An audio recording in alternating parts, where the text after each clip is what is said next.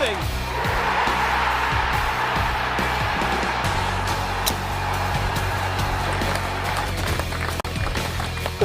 Imagine how good that would be.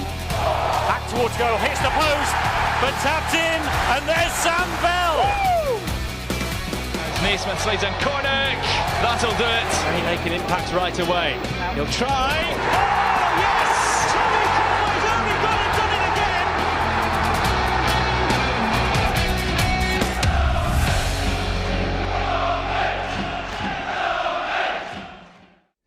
Bristol City returned to home comforts after more frustration on the road on Tuesday for Liam Manning's Reds. Glimpses of a new brand of football emerging, but a distinct lack of cutting edge means that a response is paramount today. The visitors, Sunderland, are also amidst change. Tony Mowbray relieved of his duties following a tricky November in the North East. But they are 6th in the league, 7 points clear of the Robins.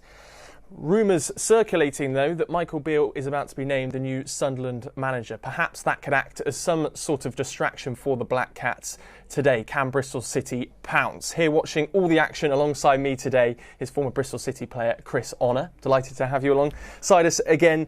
Chris, I'm not sure how much of the game you saw midweek because you saw the game against Huddersfield last weekend. But where are we taking the positives for Bristol City at the moment? What have you seen since Liam Manning's been in charge that is giving you reason to sort of hope that the results will start picking up? I think, out of probably all the games that he's been in charge, I think the first hour was probably one of his most disappointing periods since he's been in charge. But he made a couple of canny substitution. We scored a goal straight away. 3 subs came on. And we almost turned the game round. It was some excellent football for that last half an hour. And I think we'll probably be hanging our hats on that performance towards the end of the game and try to forget maybe about the first 60 minutes that came before, because although there were glimmers of things, and we're going to see a few of them in a moment, some positives, I think Bristol City were by far the better team for the last 30 minutes, and it was a shame we just couldn't get a point up there, because by the way we played in that stunning 30 minutes, we certainly deserved it, and there was a couple of great strikes by Knight where the goalkeeper did really well. Yeah, and it was interesting what Cal and Naki actually said on Tuesday, that the lads are absorbing a lot of information at the moment, which is Liam Manning's style, maybe differs slightly to Nigel Pearson, which, again, Cal admitted. So it's going to take time, and that's the right thing by Liam Manning's philosophy. So it's going to take time for them to absorb those methods, get out on the training pitch and put it into action, naturally. Of course, but time, unfortunately, is one of the things you don't have in the Championship. We could have almost gone into the playoffs, 6 games ago, 5 games ago, 4 games ago, or very close to the playoffs. Now we're 14th, 15th, and we're falling down the league, and there's a little bit of pressure now. I just hope the confidence stays amongst the players, because it's really difficult when you're not getting quite the results you deserve, because there's very fine margins. They don't seem to be getting the margins they deserve, or the results they deserve. And it's keeping that belief that is the hardest thing to do within the dressing room, and it is hard to absorb new information because you're used to a certain way of doing things with another manager. But we need to start getting results, and I hope the lads keep getting it. And it's nice to hear that you had Cow and Naki in the dressing room in here the other day from the dressing room. I bet they were great fun. I came to meet them a couple of days ago, and they've been excellent. I just love having them on here, and you learn so much from them. Really, you really do. And it was interesting actually watching the game.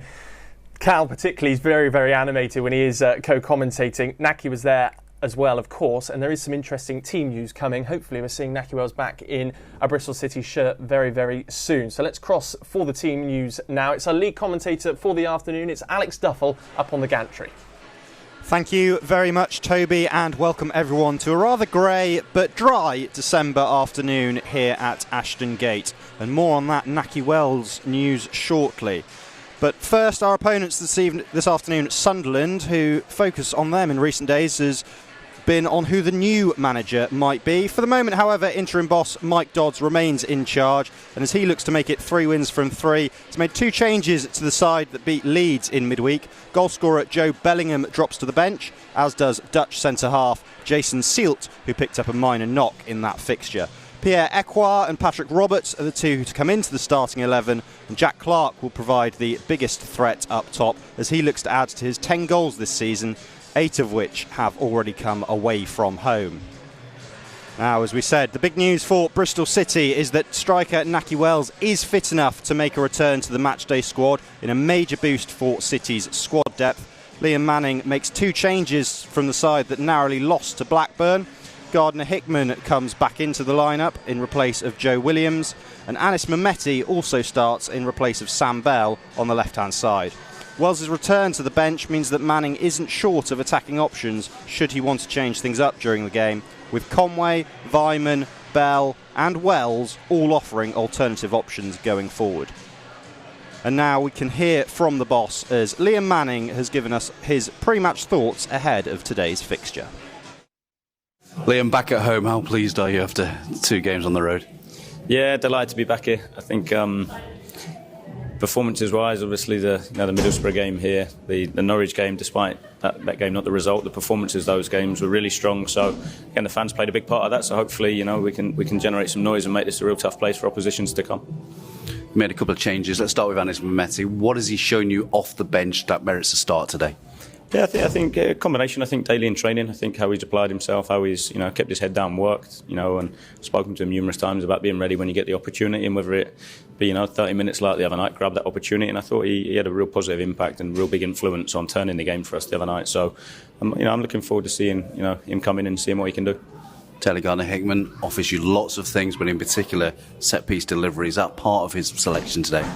Yeah, not just that. Just his all-round game. He was obviously disappointed to be out of the starting lineup for the last 2. And again, I think when you look at how he responded at Huddersfield, and then again the other night was another one that contributed to changing the course of the second half up at Blackburn. So again, I think that he's again, I think combination of freshness, but also, like I said, people that have had positive impact, being ready to step in. Talked about Nahki Wells' influence off the pitch. You've got him back in the squad today. He must be desperate to get on that pitch. Yeah, he's desperate to. He's obviously been out for a period, and he's worked hard to get back into the position he's in. So yeah, he's like I said, I think yesterday in the interview, I think it was what he brings in terms of his experience, his calmness, his professional, all the bits that someone that's had the career he's had, you'd expect. So he's hugely welcome addition to have back. Liam Manning there with Robins TV. Mark Sykes, the scorer of Bristol City's only goal at Ewood Park. But we'll start with that man to the left of the picture there, Anis Mehmeti. His Bristol City career hasn't, by everybody's observations, not really got off to the start that it maybe we wanted it to. But you can still see glimpses of what he's all about. And he did have a bit of an impact off the bench the other night. But maybe just being installed into the starting 11, Chris, might give him the kick that he needs. Well, it's certainly going to fill him with some confidence that the manager sees a future for him in the side. I thought he did excellent. It was nice to see him go one against his fullback, make an angle, get decent crosses in, always give the fullback something to think about. And it was that kind of those substitutes with his introduction as well that made a huge impact against Blackburn, and hopefully he can bring it onto the Ashton Gate pitch this afternoon. And the other player in the shot there with his fluorescent yellow boots is Nahki Wells, itching to get back out there the other night, was sort of heartbroken that he couldn't make an impact having watched the game on Robins TV. But in some ways might give Tommy Conway a bit of a boost that he's sort of back on the bench and kind of maybe look at the game slightly differently, but naturally they're very, very close and it does give Bristol City another option. Well, Nahki's lovely. I mean, we had him, as you said, in the studio here, and I thought he was a great character. And what he was very kind about doing, he was trying to help Tommy and advise him moving forward, because he's coming to the end of his career. He probably won't mind me saying that kind of stuff, but he's an experienced person in the dressing room. But he's trying to pass his knowledge on to Tommy. But at the same time, he admits there's competition between the two of them for places, and that'll push Tommy on and know that if he doesn't do the work, during the 90 minutes, there's always someone to replace him. And it's good. It's good for the club, and it's nice to have the squad growing as the players come back from their injuries. Yeah, great to have a player like that coming off the bench. Today's a big game. I mean, Sunderland are going to have a big following at Ashton Gate today. Given the sort of mood around the place at the moment for Bristol City, does it sort of help with you know, no disrespect to some of the other sides, like maybe Huddersfield coming to Ashton Gate, wouldn't have such a big sort of away following. Does it almost give the whole place a bit of a lift when you've got maybe a crowd like Sunderland's coming down, just to kind of, I guess, stir up the home fans as well? Oh, absolutely. 100%. It's great to play in front of a crowd. You almost, when you become a professional footballer, you become a bit of a show-off. You know, you're a little bit, you want to perform at the biggest stages, and when I walked in 90 minutes ago, there was red and white everywhere, and I was trying to work out is Bristol City or Sunderland, but there's definitely going to be a great atmosphere in the ground today, and yeah, it's going to be interesting. Let's see how this Bristol City team really rise to the occasion, and hopefully they push Sunderland back onto the back foot. Yes, deep breath. Fingers crossed. Yes, absolutely. Right, OK, thank you, Chris. This time can be incredibly tough for some people, of course. And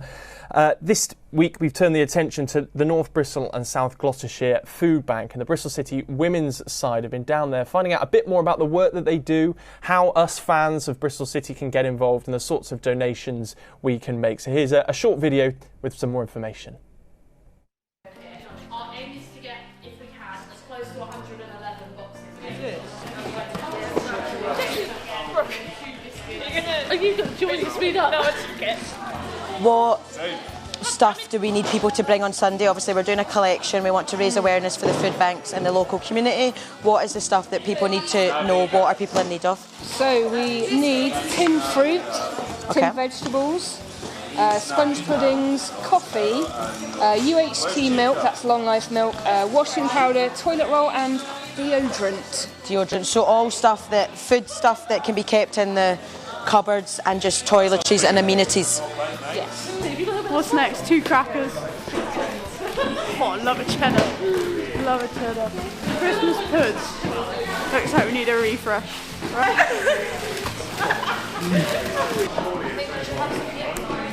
Looks like you. Chowders.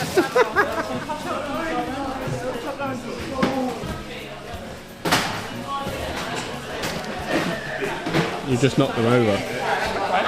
What's happening? What's happening? Another one? Yeah. Teamwork makes the dream work.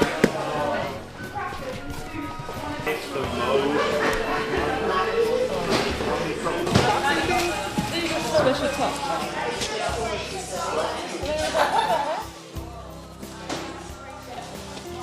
Yeah, see? 4, 4, 4, 4. How many of the biscuits have y'all been given? 4?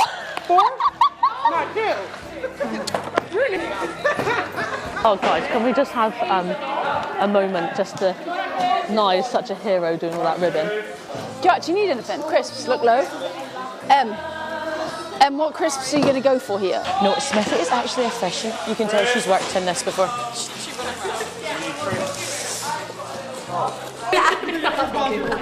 Okay, so you tape it down on the side. Step 1. There, please.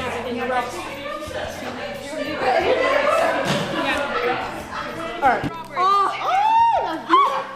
Where have I been all night? Yeah, I know, but yeah. I've got a new. Wait.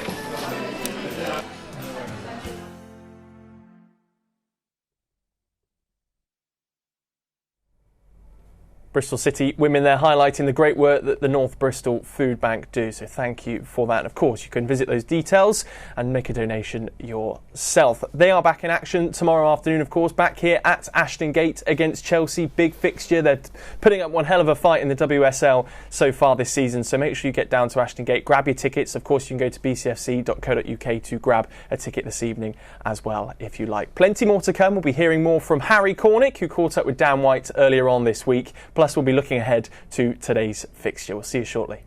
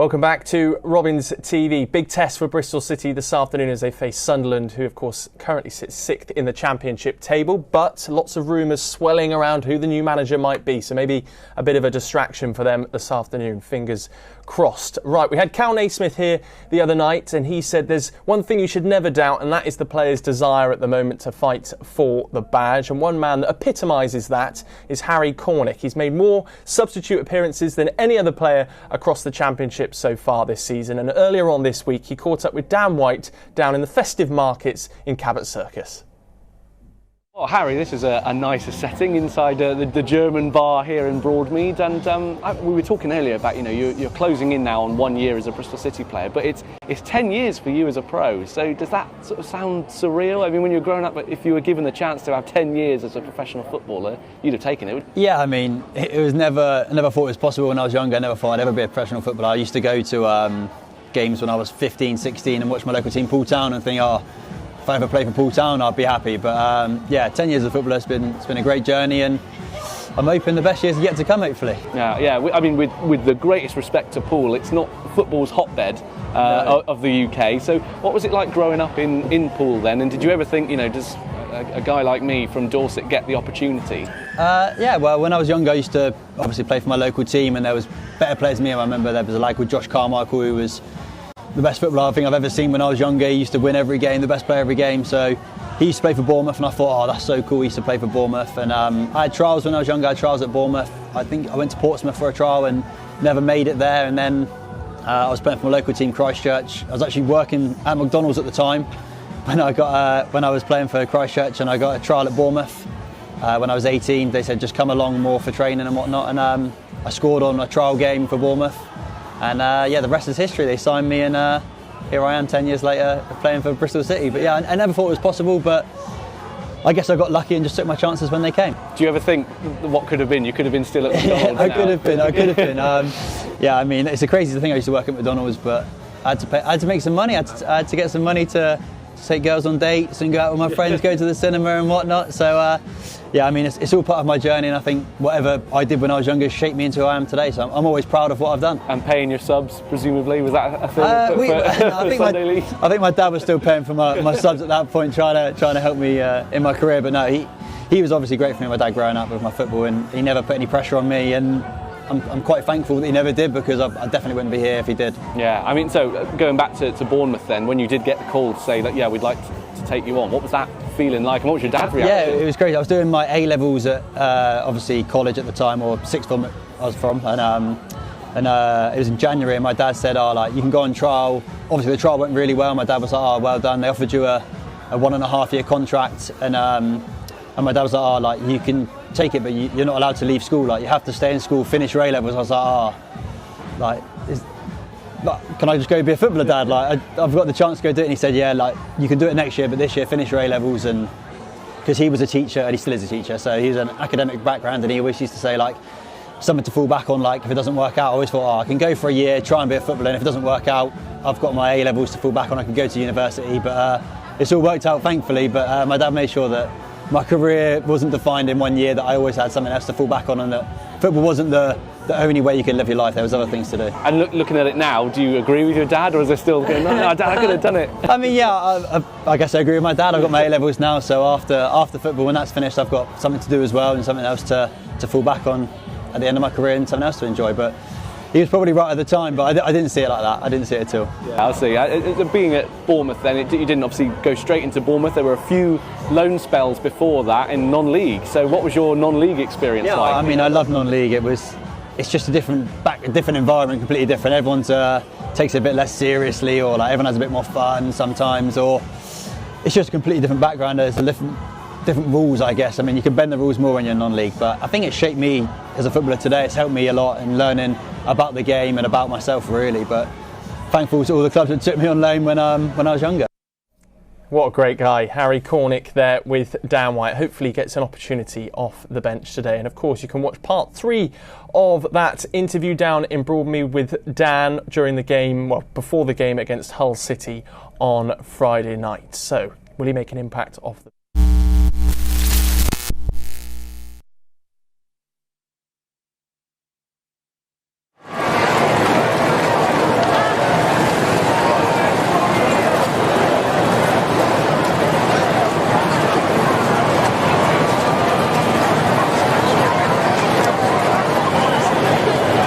across our social media channels and at bcfc.co.uk.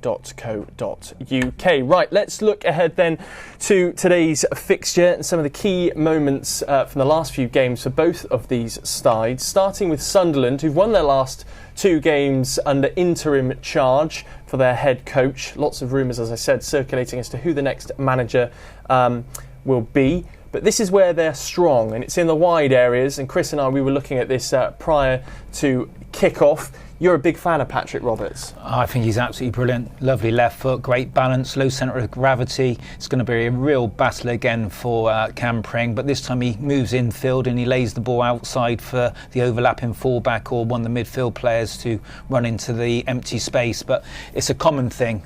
I love watching him play. If there wasn't someone on the other side called Jack Clark, we'd be all talking about this guy Roberts, because his balance is brilliant. He commits players, and again he goes into an area where there's 3 or 4 players, and he doesn't think twice of feeding the ball through to the centre forward to get a shot away.